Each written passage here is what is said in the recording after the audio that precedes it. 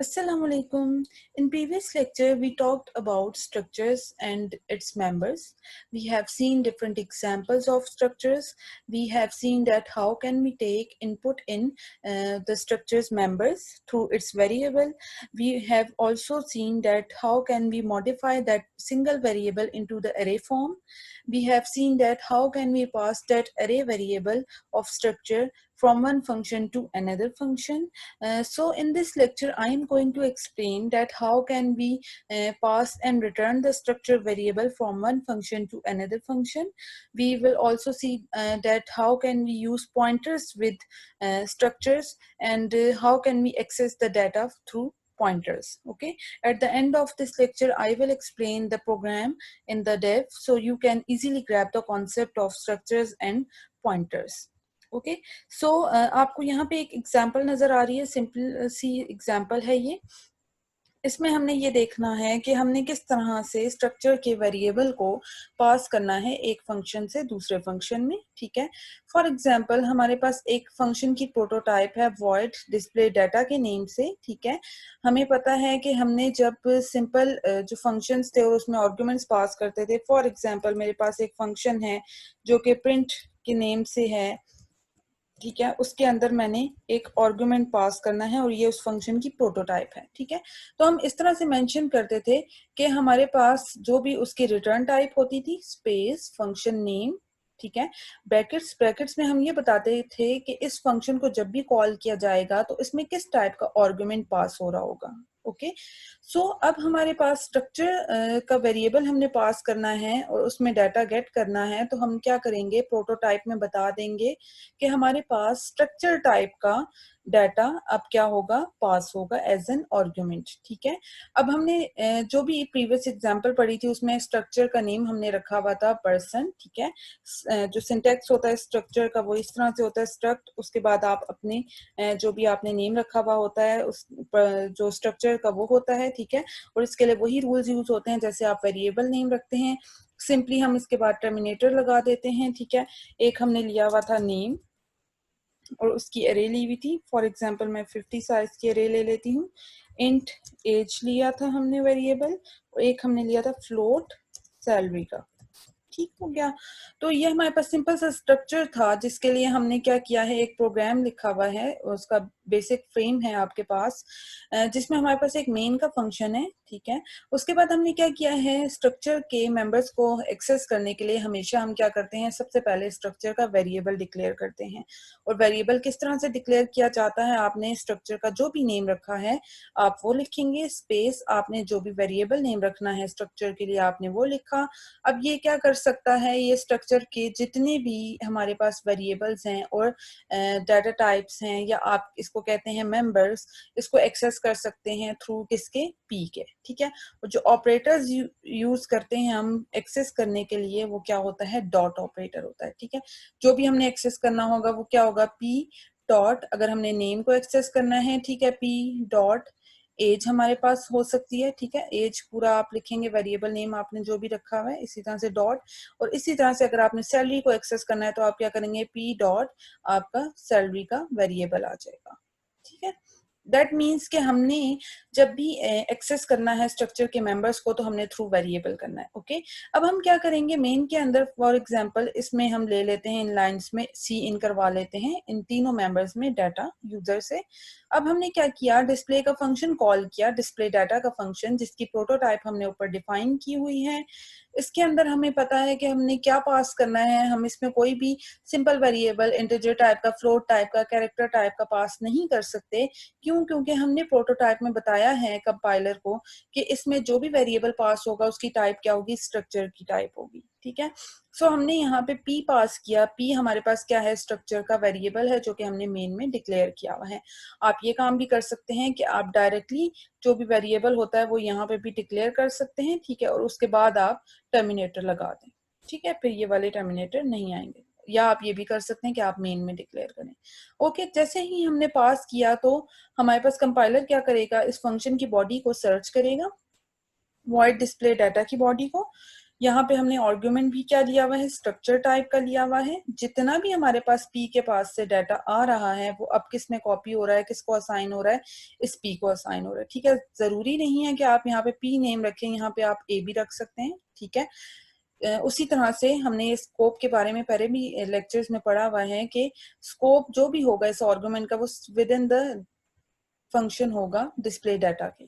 ठीक है, इसी तरह यहाँ पे भी जो वेरिएबल्स डिक्लेयर होंगे उसका स्कोप सिर्फ और सिर्फ मेन का के अंदर ही होता है। ठीक है, तो अब जितना भी डाटा हमने यूजर से इनपुट लिया था पी के थ्रू, दैट मीन्स के पी हमारे पास एक वेरिएबल बन गया था जिसके पास किसका डाटा स्टोर हुआ है, 3 टाइप्स हैं उसमें। ठीक है, एक हमारे पास कैरेक्टर टाइप का डाटा स्टोर हुआ है, एक हमारे पास इंटीजर टाइप का डाटा स्टोर हुआ है, और एक हमारे पास फ्लोट टाइप का डाटा स्टोर हुआ है। ठीक है, वो सारा का सारा किस में कॉपी हो गया, इस वाले पी वेरिएबल में कॉपी हो गया है। ठीक है, अब पी जो हमारा सेकंड वाला है P1, जिसको मैं अगर कह दूं या इसको मैं ए कह दूं, तो हमारे पास ये भी किसको अब एक्सेस कर रहा होगा, किसको जो है हम कॉल कर सकते हैं किस डाटा को, उसी डाटा को जिसको हमने यहाँ से पास किया है पी के थ्रू। ठीक है, तो अब डिस्प्ले के फंक्शन में हम क्या करेंगे, अगर हमने अपने आर्गुमेंट का नाम पी रखा हुआ है या हमने ए रखा हुआ है तो हम क्या करेंगे, सिंपल ए डॉट जब नेम करेंगे या ए डॉट हम एज को कॉल करेंगे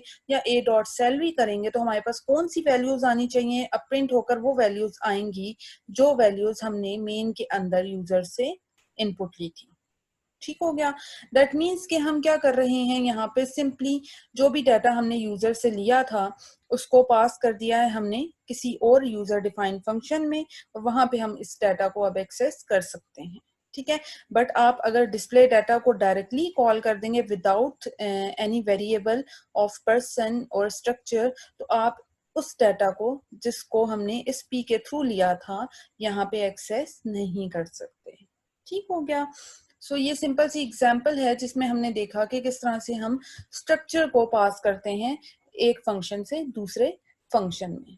ओके, आगे देखते हैं। अच्छा, अब हम देखते हैं कि हम रिटर्न कैसे करवा सकते हैं सिंपली। अच्छा, उससे पहले मैं आपको एक एग्जांपल बता देती हूँ जो हमने सिंपल अभी तक की हुई है रिटर्न करवाने की वैल्यूज। फॉर एग्जांपल यहाँ पे इंटीजर टाइप है, रिटर्न टाइप फंक्शन की, और फंक्शन का नाम है कोई भी। ठीक है, इसका मतलब है ये हमने प्रोटोटाइप बता दी, ये हमारा मेन का फंक्शन हो गया। ओके, यहाँ पे हमारी मेन की बॉडी आ जाएगी, कहीं ना कहीं हमने क्या किया हुआ होगा, फंक्शन को कॉल किया हुआ होगा। ठीक है, और आगे जाके फंक्शन की बॉडी हमने डिफाइन की भी होगी। ठीक है, अच्छा, हमने पढ़ा हुआ है कि जब भी हमारे पास रिटर्न टाइप वॉइड के अलावा कोई होती है तो इसका मतलब है यहाँ पे कोई ना कोई रिटर्न की स्टेटमेंट तो लाजमी आएगी जो कोई ना कोई वैल्यू रिटर्न कर रही होगी। फॉर एग्जांपल ये 0 रिटर्न कर रहा है, या मैं कहती हूँ इंटीजर टाइप है तो ये 1 भी रिटर्न कर सकता है, 4 भी रिटर्न कर सकता है, या इसके अलावा कोई भी इंटीजर वेरिएबल भी रिटर्न कर सकता है। ठीक है, तो जैसे ही एग्जीक्यूशन आएगी वैल्यू रिटर्न होकर आएगी, तो वो वैल्यू किस लाइन में रिटर्न हो रही है, इस लाइन में रिटर्न हो रही है। और इसको स्टोर करवाने के लिए हम लेफ्ट साइड पे क्या करते थे, एक इंटीजर टाइप का वेरिएबल लेते थे। ओके, सो सेम काम अब हमने ये करना है, यही स्टेप्स हमने रिपीट करने हैं फॉर स्ट्रक्चर वेरिएबल। अब देखिए यहाँ पे ये हमारे फंक्शन की क्या हो गई, प्रोटोटाइप हो गई। ठीक है, इसकी रिटर्न टाइप हमने क्या रखी है, अपने स्ट्रक्चर की टाइप रखी है, किसके थ्रू के जो स्ट्रक्चर का हमने नेम रखा था वही हमने इसकी रिटर्न टाइप रखी, स्पेस फंक्शन का आपने जो भी नेम रखना है। ठीक है, ब्रैकेट्स में हमने अगेन स्ट्रक्चर का नेम लिखा हुआ है, दैट मीन्स कि इसमें कोई आर्गुमेंट पास हो रहा होगा जो कि किस टाइप का होगा, स्ट्रक्चर टाइप का ही होगा। ठीक है, जैसे हमने प्रीवियस एग्जाम्पल में देखा।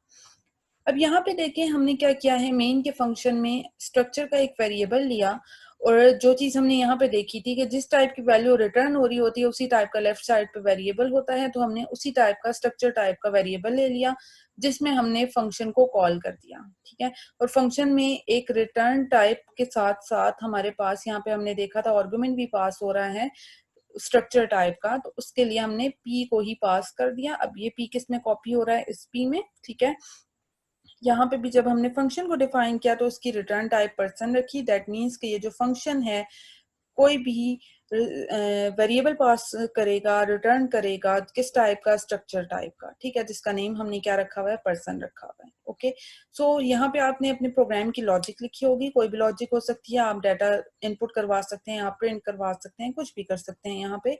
और फिर हमने क्या किया, जब रिटर्न स्टेटमेंट लिखी तो हमें पता है कि ये जो फंक्शन है किस टाइप का डाटा रिटर्न कर सकता है, ये स्ट्रक्चर टाइप का डाटा रिटर्न कर सकता है। तो हमने क्या किया, रिटर्न पी करवा दिया। दैट मीन्स कि ये अब पी जो है, जो भी वैल्यूज इसके थ्रू स्टोर हुई हुई होंगी वो अब किसके पास आ रही हैं, वो इस पी के पास आ रही हैं। ठीक है, आप चाहें तो आप नेम चेंज भी कर सकते हैं। फॉर एग्जांपल यहाँ पे पी है तो यहाँ पे आपने रख दिया ए। ठीक है, ए के थ्रू आपने जो भी ली हुई है, इनपुट ली हुई है या किसी और वेरिएबल को साइन किया हुआ है, फिर आपने रिटर्न करवा दिया ए। फॉर एग्जाम्पल ए के थ्रू डाटा लिया और ए को रिटर्न करवा दिया, और यहाँ पे आपने क्या किया, इस पी में अगेन स्टोर करवा दिया। ठीक है, अभी आप देख सकते हैं कि यहाँ पे हमने सिर्फ पी को डिक्लेयर करवाया था और उसको डायरेक्टली पास कर दिया। दैट मीन्स कि ये पी हमारे पास क्या था, बिल्कुल ब्लैंक था। ठीक है, इसमें डाटा अभी कोई भी स्टोर नहीं हुआ हुआ, बिल्कुल ब्लैंक है। लेकिन जब हम यहाँ पे इसको लेकर आते हैं इस फंक्शन में, तो यहाँ पे में भी हम यहाँ पे पी के थ्रू इनपुट ले रहे हो और अगेन हमने उसी पी को रिटर्न करवा दिया। तो अब जो पी के इस वाले लेफ्ट वाले पी के पास जो भी हमारे पास रिटर्न होके वैल्यूज आ रही है, मे बी इस फंक्शन के थ्रू यहाँ पे अब वैल्यूज सेव हो गई हैं। ठीक है, दैट मीन्स कि जिस तरह से हम इजीली फंक्शन में पास करवा सकते हैं स्ट्रक्चर का वेरिएबल, उसी तरह से हम रिटर्न भी करवा सकते हैं स्ट्रक्चर के वेरिएबल को।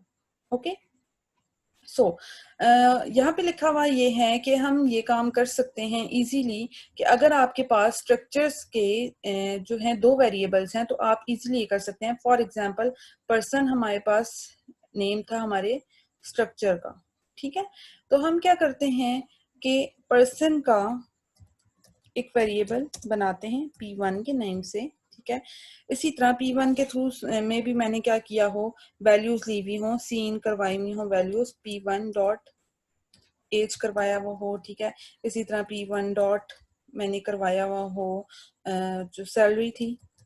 ठीक है, इसी तरह अगर मैं कहती हूँ कि पर्सन का एक और वेरिएबल मैंने P2 ले लिया, तो अब मैं क्या करूंगी, अगर P2 is equal to P1 करूंगी तो ये काम हम कर सकते हैं। दैट मीन्स कि हम क्या कर सकते हैं, अगर स्ट्रक्चर के वेरिएबल्स हैं, सेम स्ट्रक्चर के दो वेरिएबल्स हैं, तो आपको मैन्युअली वैल्यूज को कॉपी करवाने की या जो वैल्यूज हैं असाइन करवाने की मेंबर्स को जरूरत नहीं है। आप डायरेक्टली उनको इक्वल के साइन के थ्रू असाइनमेंट कर सकते हैं इन वैल्यूज को, जो भी P1 के पास स्टोर थी किसके पास अब स्टोर हो जाएंगी, कॉपी हो जाएंगी, P2 के पास भी आ जाएंगी। ठीक है, सो यही बात यहाँ पे लिखी हुई है, the value of all members of a structure variable can be assigned to another structure variable using assignment operator equal if both structure variables are of same type. ठीक है, दोनों को हमने P1 P2 पर्सन टाइप का लिया हुआ है, तो आप इजीली वैल्यूज को असाइन करवा सकते हैं। ठीक हो गया, तो ये हमारे पास सिंपल सा कॉन्सेप्ट था स्ट्रक्चर्स का और उसके वेरिएबल्स का, और हमने उसको एरेज के साथ भी देख लिया।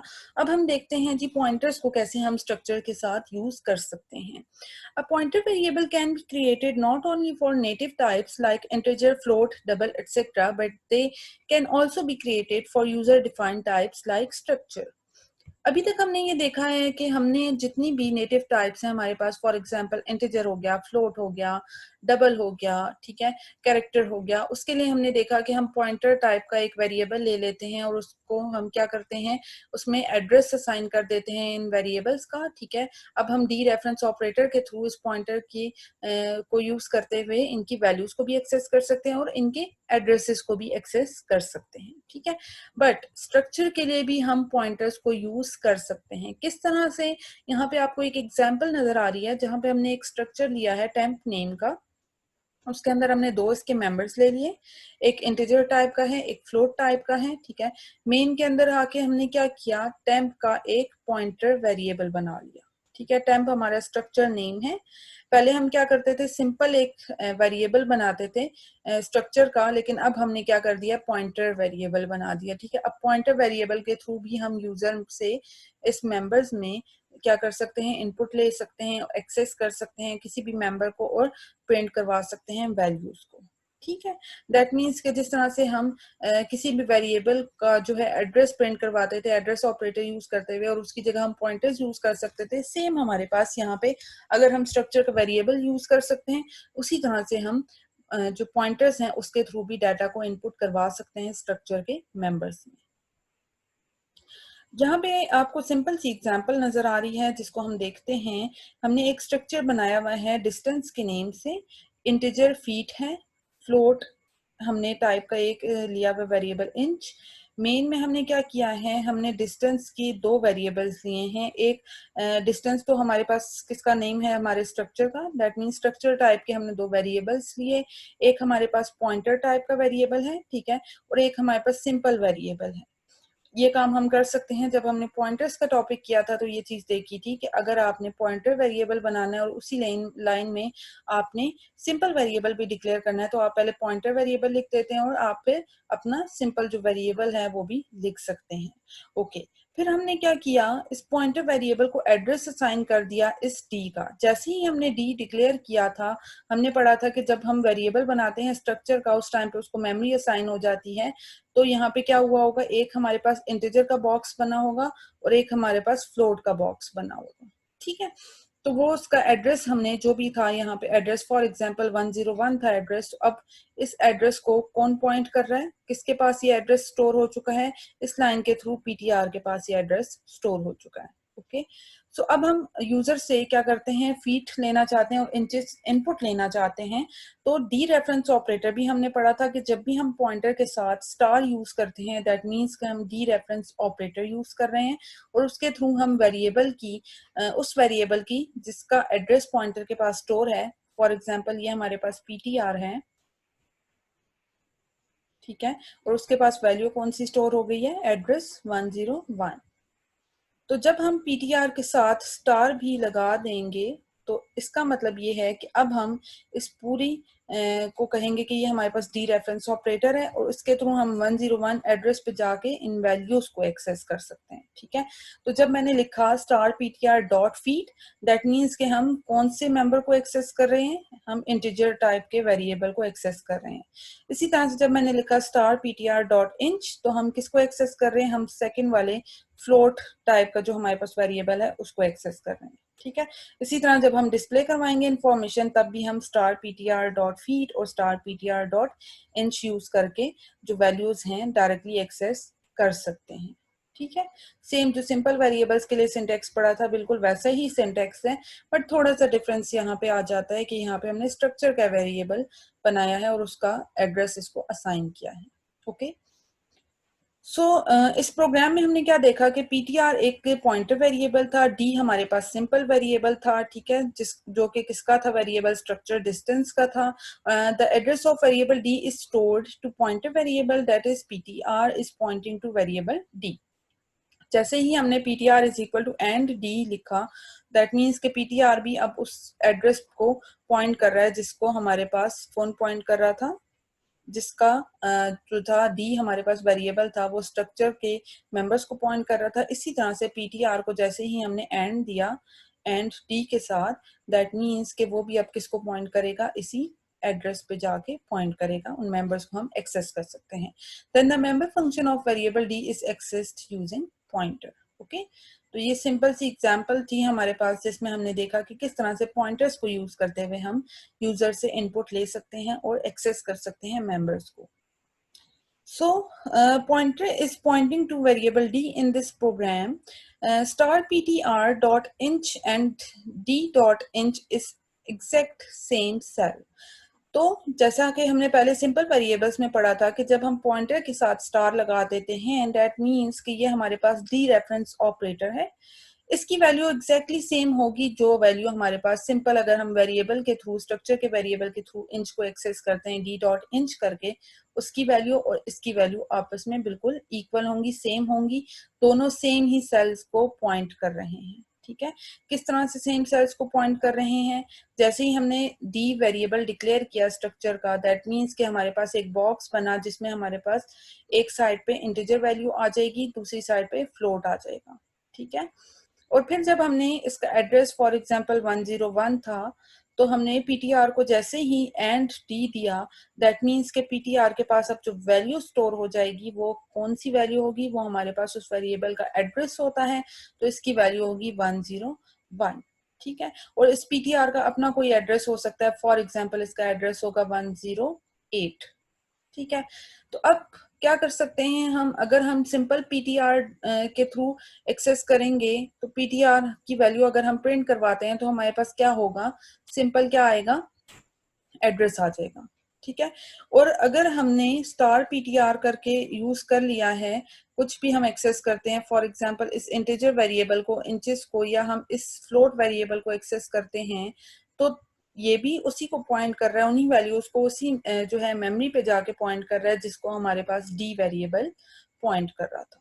ठीक है, सिर्फ किसकी वजह से, जैसे ही हमने ptr इज इक्वल टू जब एंड डी किया था, तो उसकी वजह से अब ये दोनों सेम लोकेशन को पॉइंट करेंगे। ठीक है, इसके अलावा भी हमारे पास एक मेथड होता है पॉइंटर्स को यूज करने का।